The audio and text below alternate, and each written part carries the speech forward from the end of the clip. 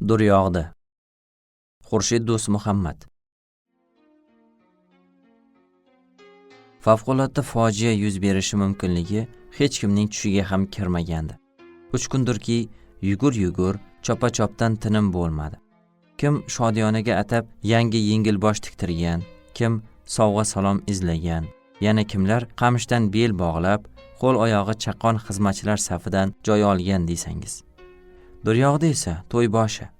Xodimlar to'yxonaga qay tartibda tashrif buyuradi, kimlar qaysi guruhdan joy oladi, sovg'a salomlar qay tartibda taqdim etiladi, tabrik so'zini aytish uchun kimlarga navbat beriladi, kimlarga berilmaydi. Chunki bunday oliy maqom shodiyonada zarracha ikir-chikir ham nazardan chetda qoldirilmaydi. Zero aybdor kichkina odam emas. Xullas, tartib-batartib deganlaridek shularning barini ishlab chiqaverib to'y boshining tinkasi quradi.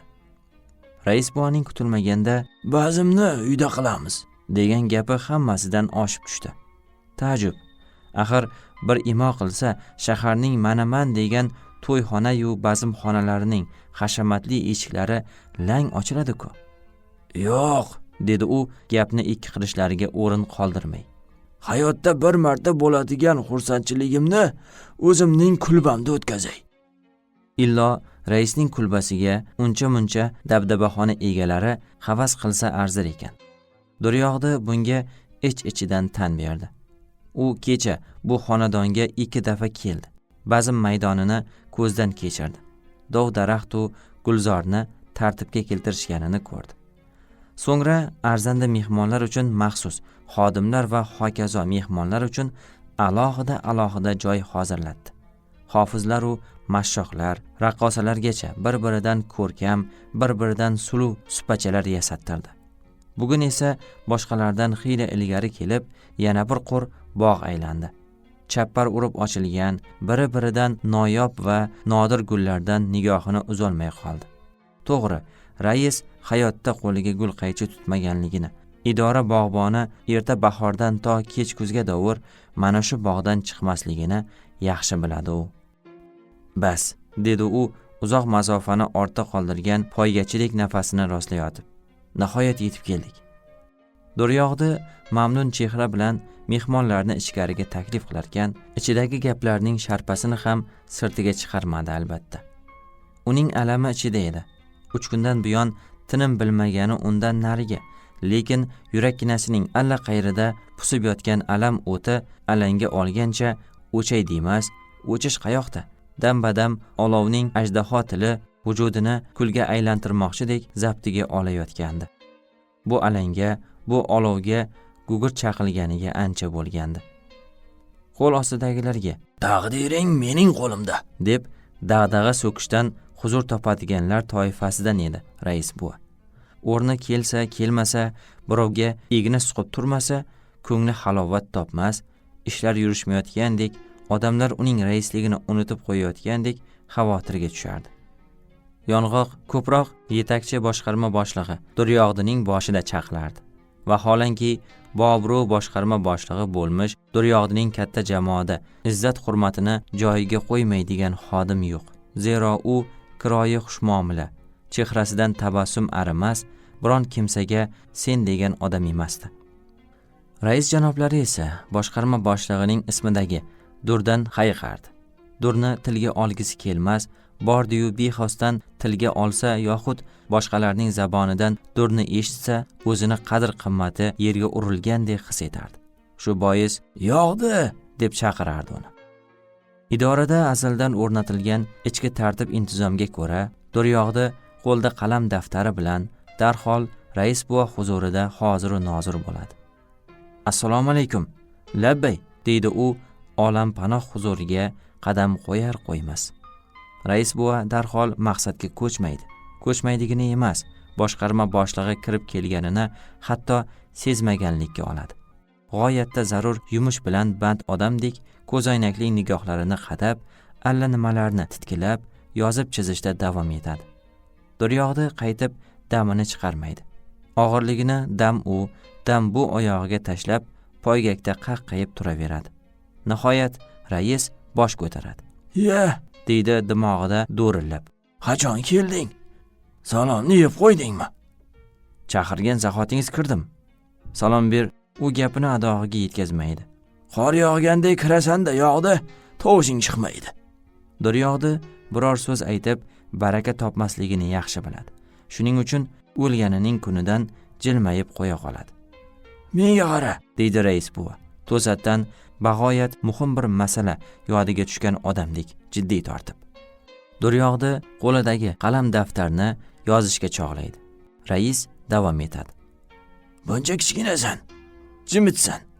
Onangdan tug'ilgancha qolganmisan nima balo? Yo'q-e. Nima yo'q-e? Sochingni hurpaytirib olganingni qara. Bo'yim baland ko'rinadi deb o'ylaysan-da, shundaymi? Xuddi ishingdan o'rgildim. Duryog'dining diqqati oshadi. Rais buva xuddi uning bo'y bastini muhokama qilish uchun atayin chaqirtirgandek ta'bi tirriq bo'ladi. Illo buni u dunyoyi bu dunyo sezdirmaydi. Keyingi paytlar rais jamoa yig'inlarida, ya'ni qanchadan qancha erkak ayol xodimlar huzurida ochiqdan ochiq Duryog'dining bo'yini, taroqqa bo'ysunmas sochini, bo'yin bog'ining uzun qisqaligi-yu rang tusigacha kalika qiladigan odat chiqardi. Xodimlar kulmay desa tirjayib o'tirgan rais oldida xijolatda, kulay desa boshqarma boshlig'ining hurmati baland. Bu o'ng'aysizlikni juda yaxshi his qilib turgan Duryog'di har safar og'irlikni zimmasiga olar, tilini tiyar, shaytonga hay berar, hatto bore deb ishdan bo'shab ketishga jur'at qila olmayotganiga o'zini o'zi koyishga tushar, lekin ichida raisni chunonam bo'ralatardiki, u so'zlarni na aytib bo'ladi, na yozib. Har safar bo'ralatib changini qoqishlari bitta xulosa bilan yakuniga yetardi. Payt kelar. Shunday qasdimni olayki, uyingni kuydiraman. Sen chalasovat kekaymani. Haqiqatda payt keldimi? Har qalay mulozimning dodi ko'kka yetdi. Mehmonlar bir gurillab keldi-yu, joylar to'ldi hisob. Hofizlar xonishni boshlagan, yakkam-dukkam olinglar quloqqa chalinayotgan, biroq hamon kutib oluvchilar qatorida rais ko'rinmasdi. Bundan uning o'rniga hassakashlik vazifasini o'tayotgan Duryog'di yetakchiligidagi uchovlon yigit xijolatda edilar. Rais buvaning fe'li ma'lum. U kishi azaldan lavozimi o'zinikidan quyidagilarga iltifot ko'rsatishni o'ziga or deb biladi. Shu fe'li zo'rlik qildi chog'i. O'zining 70 yillik tavallud sanasini nishonlash niyatida uning xonadoniga tashrif buyurayotgan ne mehmonlarga peshvoz chiqmadi. Bu borada ham og'irlik Duryog'diga tushayotgan, u o'zini xonadon sohibidek tutib, hazil-huzul bilan orada tug'ilayotgan noqulaylik, hijolatvozlikni sezdirmaslikka harakat qilayotgandi. Duryog'di o'z kasbining darg'asi ekanligini bilmagan, eshitmagan odam yo'q edi. Hatto rais buva so'zsiz qulluq qiladigan katta rahbar ham Duryog'dining ishchanligi, halolligi, mehnatkashligidan boxabar. Unda yig'ilishlarda uning ismini tilga olib qo'yishi Duryog'dining bo'ynini bir qarich o'stirib yuborar, raisning esa g'ashini keltirardi. Navbatdagi xos yig'ilish yakunlanay degandi. Yo'q katta rahbarning biqinida o'tirgan mulozim boshi rais 70 yoshga to'layotganini tilga oldi-yu, "Yo'q, deb yubordi katta rahbar. 70? O'ylamabmiz, kutmabmiz. Bexabarmiz." Rais bir ko'zlab boshini xam qildi. Ikkinchi ko'zini rahbardan uzmadi. Shu o'tirishida uning ichiga o't ketgan. Churq etib og'iz ochsa, ichidagi alangadan oliy maqom majlisxona yonib, kul bo'lishi muqarrar edi. Rahbarning keyingi xulosasi raisning manglayini mo'ljalga olgan o'qdek uzildi. U holda raisimiz keksalik gashtini sursinlar. Yig'ilish shu yerga yetgan joyida tugamadi. To'zidi. Hamma hayron, hamma bir-biriga savol nazari bilan alanglagan. Rais esa qulog'i tom bitgan, garang. Qaddini rostlay desa, oyoqlari bemajol. Vaziyatga rahbarning biqinidan uzoqlashmaydigan mulozim boshining duduqlanib bergan savoli aniqlik kiritdi. Demak, raislik lavozimini o'ylab ko'ramizda. Rahbar xuddi bu nozik masalani oldindan pishitib qo'ygandek darhol javob qaytardi. Raislik? Ana, anavi yigit bor-ku. U Duryog'di tomon qarab olib esladi. Ismi Duryog'dimidi? Ha, Duryog'di bor. Yubiley o'tsin. Keyin vaqtincha bo'lsa-da shu yigit boshqarib tursa. Tamom. Rais bir lahzaning o'zida sobiq raisga aylandi. Uning nazarida koinot ushbu majlisxona shiftiga bog'lab qo'yilgan u shu bir og'zaki tayinlov bilan uzilib, uning boshiga ag'darilib tushgandek bo'ldi. Osmon bosib qoldi uni. Qay ahvolda qaddini rostlaydi u? Rostlay olarmikin? Alang-jalanglab, yugurik nigohlari bilan hov narida turgan Duryog'dini topdi. U qaddi qomat kelishgan, jingalak sochi biram o'ziga yarashgan, ayniqsa chehrasidan nur taralganday, bo'yinbog'i olovday ko'zini qamashtirdi. Hatto uni o'zining o'rniga tayinlov bilan tabriklamoqchi bo'ldi shekilli, og'iz juftlagan joyida lo'nji bir tomonga tortib ketdi. Gapi gapga o'xshamadi. Katta rahbar mulozimlari qurshovida mashvaratxonani tark eta boshlagan, majlis ahli tik turib hurmat saqlagan, faqat raisgina o'tirgan kursidan ketini uzolmay qolgandi. Holing shu ekan-ku, to'ng'iz, dedi Duryog'di. O'rningdan tura olmay qolding-ku. Bu hali hisob emas. O'rni keladi. Ana o'shanda barcha haqoratlaringga bir qilib javob qaytarmasam, otimni boshqa qo'yaman. Shunday mulzam qilayki, shuncha yil raislik qilganingga pushaymon bo'lasan hali. Ha, ko'rasan. Duryog'di alam achchiqda qanchalik tilini qayramasin, damodam o'zining bunday kek saqlaydigan, o'zgaga yomonlikni sog'inadigan odam emasligiga iymon keltirar, biroq yana va yana ich-ichidan o'tgan alam achchiqlari bosh ko'tarib, uni qasdma-qasdiga kurashga chorlar, barcha alam sitamlarni bir qilib hissasini chiqarish fursati kelishiga ishonardi. Duryog'di hijolatdan o'zini qo'yishga joy topolmay qoldi.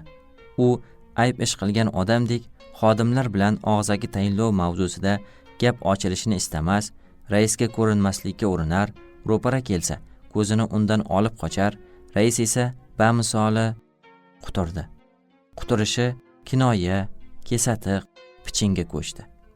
Bo'lsa bo'lmasa jamoani huzurga yig'ar, bo'lsa bo'lmasa yo'q yerdan nuqson topib, butun aybni Duryog'dining boshiga ag'darar. Bu bilan Duryog'dining kimsan o'zidek vallomatning lavozimini egallashga noloyiq ekanligini ko'rsatib qo'ygisi kelar. Nuqul, hali xomsan Yog'di, ancha xomsan, deb qo'yardi.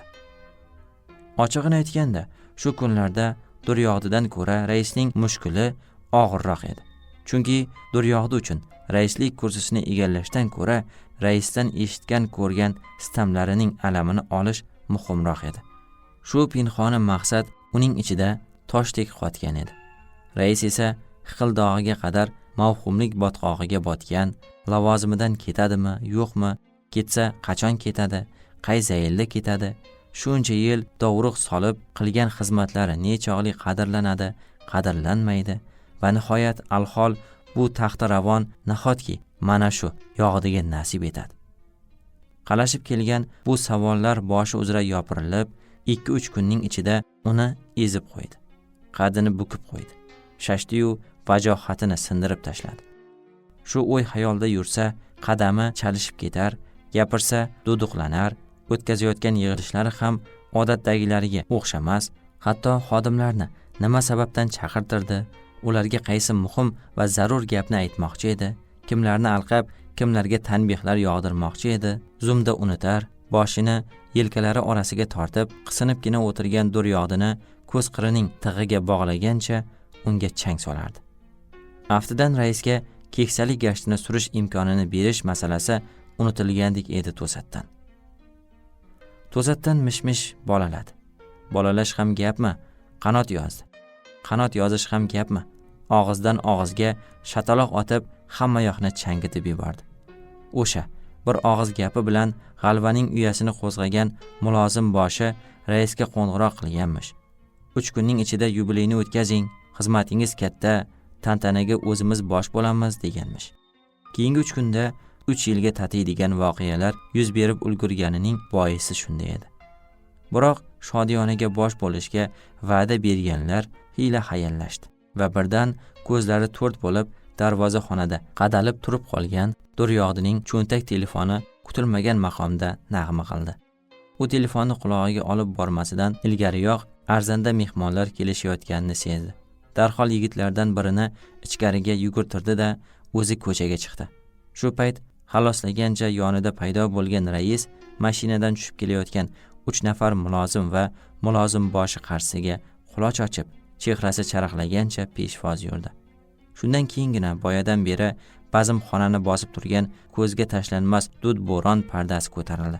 Mulozim boshi o'ziga qulluq qilib peshvoz chiqqan taniqli hofizga jilmayib, "Sho'xidan bo'lsin" deb ijozati lutf qildi. Badabang bazm boshlandi. Duryog'da bu yog'iga har kim o'zi bilan o'zi ovvora bo'ladi degan xayolda picha yengil tortdi. O'ylab ko'rsa, ertalabdan buyon tuz totmabdi. Dasturxon to'la noz-ne'mat, tamaddi qilgisi keldi. Qo'li bormadi. Shunda o'y xayol qatlamlariga xanjardek suqilgan, zanglagan mix yangli qoqilgan qadrdon maqsad bexosdan qo'zg'alib, jon-jonini o'rtab yubordi. "Hoy yigit, bugun raislikning so'nggi kuni, ertaga kech bo'ladi. Qo'lingdan nima keladi? Harakatingni qilib qol" degandek ichidan nido, isyon ko'tarildi. Alam aqldan zo'r kelganda parokandalikning jilovi bo'shaladi. Duryog'da buni biladi, tushunadi. Lekin qanday qilib degan savolga javob topolmayotgan edi u. Nima, so'z olib, kazo mehmonlar huzurida rais cholning changini chiqarsinmi? Yo'q, yaramaydi. Bunday go'daklikning joyi emas. Yoki kosa tagida nimkosa qabilida uzib olsinmi? Bunga qurbi, farosati yetadi Duryog'dining. Yo'q, tagdor gaplarni kim qanday tushunadi noma'lum. Mavridi emas. Birortasidan maslahat so'ralmasa. Lekin qanday bo'lmasin topishi shart. Temir shu topda lang'illab qizib turibdi. Ertaga u soviydi. So'ng foydasi yo'q. Qizig'i ham qolmaydi. Martabadan ketgan odamning ortidan tosh otish esa Duryog'diga yarashmaydi. Boshi g'ovlab ketdi. Duryog'da beixtiyor o'rnidan turdi. Rais buva chindanmi yo yasamami mehmonlarga navozish ko'rsatar, "Har kimni mana shunday xursandchilikka yetkazsin. Olinglar. Kaminaning xonadonida bir miriqsanglar, mening boshim osmonga yetadi. Esdan chiqmaydigan bo'lsin, esdan chiqmaydigan" deb davra aylanardi. Shu payt uning nigohi Duryog'diga tushdi. Yo'qdi. To'yboshchilik qilib o'zingga joy qolmabdimi? Duryog'di raisning istehzosini payqadi. Biroq u pichingni e'tiborsiz qoldirdi. Davrani tark etib bog' tomon yurdi. Turfa va noyob gullardan, gulzordan nigohini uzolmay qoldi. Hademay rais buva mana shu jannatmonand bog'roqda bemalol, bezavol keksalik gashtini surishini ko'z oldiga keltirdi. U xuddi biror yoqqa oshiqayotgandek tez-tez qadam tashlar, shunday qilsa bir to'xtamga keladigandek tuyular, afsus, nafaqat odim tashlash, tutqish bermas o'y xayoli butkul izmidan chiqib ketgandi. Bir payt bazmxona tomondan shovqin-suron qo'pdi. Duryog'da qulog'ini ding qildi. Shundagina u o'zining ismi tilga olinayotganini eshitdi. Jadal yurib borganida mulozim boshi davra o'rtasida so'z aytishga chog'langan, rais buva esa uning chap tomonida chinakam boboylar qiyofasida qaddini bukib, somiylarcha bosh egib turardi. Mulozim boshi ma'nodor imo qilib, Duryog'dini o'ng yoniga chorladi. "Insonning har bir kuni g'animat" deya tabrikni uzoqdan boshladi martabali mehmon. "Ertani qo'yaylik. Saldan so'ng qanday voqealar yuz berishini bandasi bilmaydi, bilolmaydi. Shunday ekan, bugungi shodiyona..." Duryog'da jim turolmadi. Mulozim boshi ko'pni ko'rgan, fahmi nozik insonligini yaxshi bilar, lekin shu tobda uning ichidan o'tayotgan ishtiboh to'la mulohazalar girdobini ko'rib turgandek, undagi yozuvlarni so'zma-so'z o'qiyotgandek gapirayotganidan hayratda qoldi. U hang-mang bo'lib mulozim boshiga angraydi. Biroq tabrik boshi yana nimalar deb falsafa suqdi, anglamadi. Uzuq-yuluq so'zlar qulog'iga chalindi xolos. Hayot o'taveradi, avlodlar almashadi. Hurmatli raisimiz 70 yilligini zo'r tantana qilayotgan mana shu fayzli oqshom Duryodining qulog'iga boshqa so'z kirmadi. Ko'z oldi qorong'ulashdi. Boshi chirparak bo'lib aylandi. Pichirlab takrorlagan "Fayzli oqshom" degan savoli yonidagilarga eshitilmadi. Qatorida turgan kimgadir suyanmoqchi edi. Ayni shu lahzada jon tark etgan qo'li shilq etib tushdi. O'zi yuztuban ag'darilib, mulozim boshi bilan rais buvaning oyog'i ostiga quladi.